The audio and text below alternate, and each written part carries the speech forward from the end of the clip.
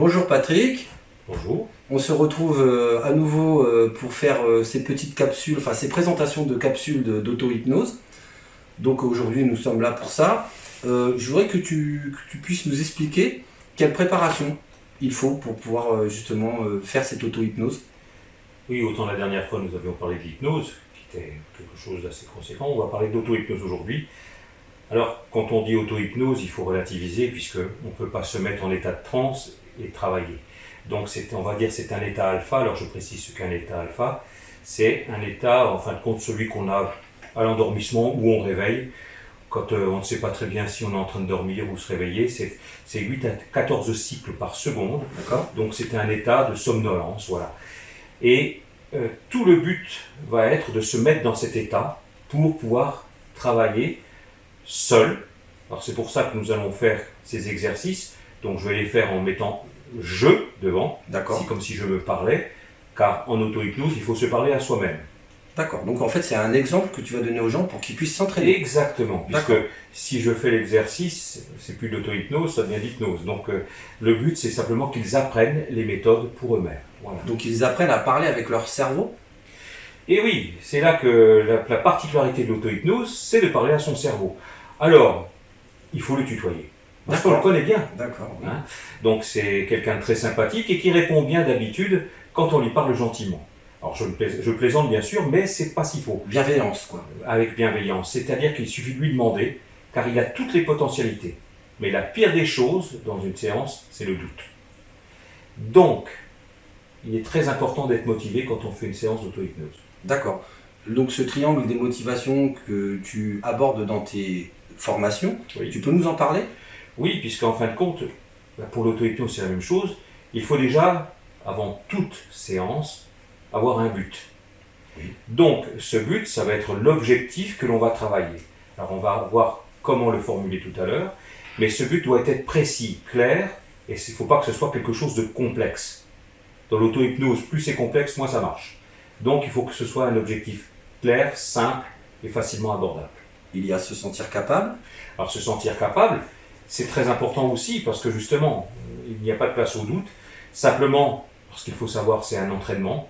L'hypnose, c'est comme un coureur de fond. Plus on a l'habitude de courir, plus la méthode viendra. D'accord. C'est-à-dire qu'au début, les résultats ne seront peut-être pas dithyrambiques, mais on obtiendra des résultats.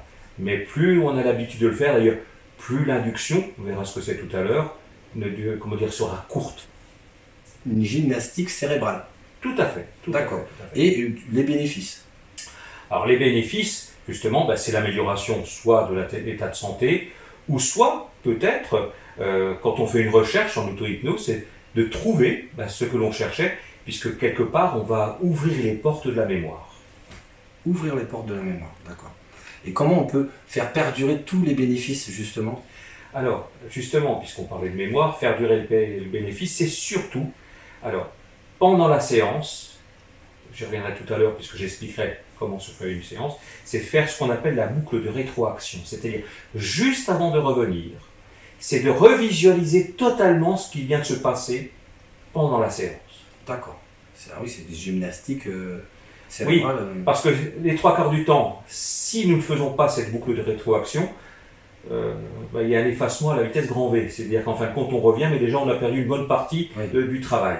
C'est pour ça que quand nous sommes dans cet état alpha, donc cet état second, eh bien, il suffit de faire cette boucle de rétroaction, c'est-à-dire de revisualiser tout ce que le cerveau nous a envoyé pour le mettre en mémoire. Car cette boucle, d'ailleurs, dans tout le travail de mémoire, c'est j'entends, boucle de rétroaction, et boucle de rétroaction, c'est qu'on va mettre en mémoire à court terme. D'accord. Et tu m'avais parlé aussi du lieu de sécurité au cas où il y a quelque chose qui ne soit pas rassurant pendant Alors, la que la première conscience séance, sort ces imageries ou ces métaphores. Alors la première séance que nous allons faire, c'est par rapport au stress. Alors effectivement, dans le contexte actuel, que ce soit par rapport au Covid, que ce soit par rapport à l'Ukraine, donc pour certaines personnes, va naître des angoisses, des stress, qui peuvent être des choses qui sont cachées en nous ou qui viennent du passé. Et donc, on ne peut pas dire que les médias nous aident beaucoup à nous déstresser. Donc, justement, ce qui va être très important de travailler, c'est justement, on le fait en hypnose aussi, c'est le lieu de sécurité.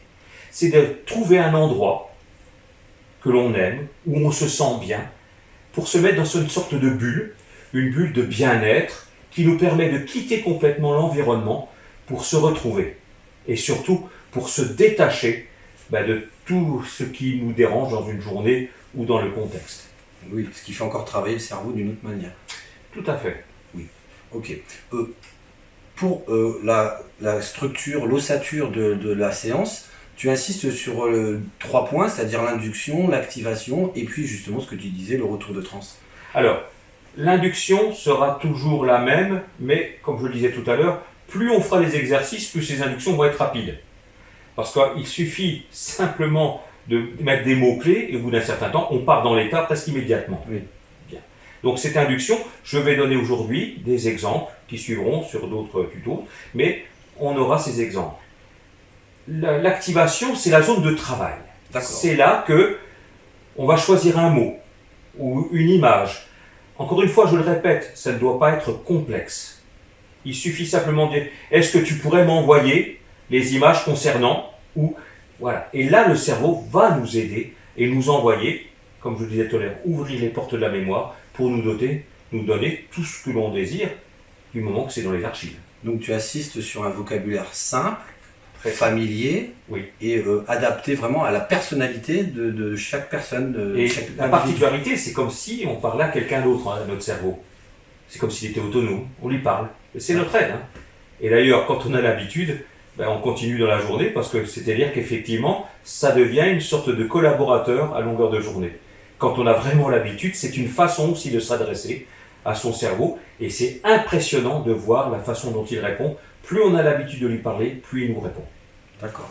Et c'est plutôt le retour qui manque, le troisième partie, qui est justement l'atterrissage, on va dire, puisqu'on va revenir. Et là, c'est simplement prendre le temps et justement s'étirer, parce que ce qui est très important, c'est un petit peu comme les chats, donc on va dire l'atterrissage du chat, il s'étire, on respire, on prend le souffle, on remue les doigts de pied, c'est-à-dire qu'on redonne une tonicité musculaire au corps et on ouvre les yeux quand on a envie. On fait un retour au corps, voilà. Se concentrant un retour sensoriel. Voilà, se concentrant avec la respiration qui est un système naturel et sur lequel on peut, même si on s'en sert pour pouvoir justement aussi se mettre en état inconscient, revenir à la conscience. Voilà. Alors ce que je conseille souvent après le retour, c'est de prendre un papier et d'écrire tout ce qui s'est passé.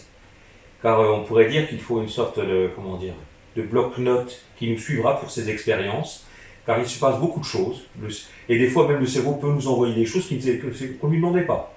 Donc il nous envoie des images, des choses, parce que quand on lui ouvre les portes, il nous parle, parce qu'il est autonome.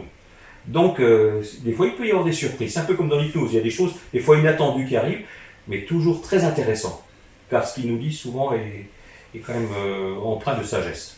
Mais en tout cas, ce qu'il faut savoir, c'est que notre cerveau est autonome. Lui, il envoie ce qu'il a envie d'envoyer. Alors, on peut lui parler, il nous répondra, ça c'est sûr, mais des fois, il peut aussi prendre la main et nous envoyer des messages. D'accord, okay, très bien. Donc, je vais laisser les personnes utiliser les capsules et puis se servir de cette introduction, de ces explications, justement pour avoir la méthodologie parfaite et se mettre dans des dispositions adéquates. Tout à fait. Merci Patrick. Avec plaisir.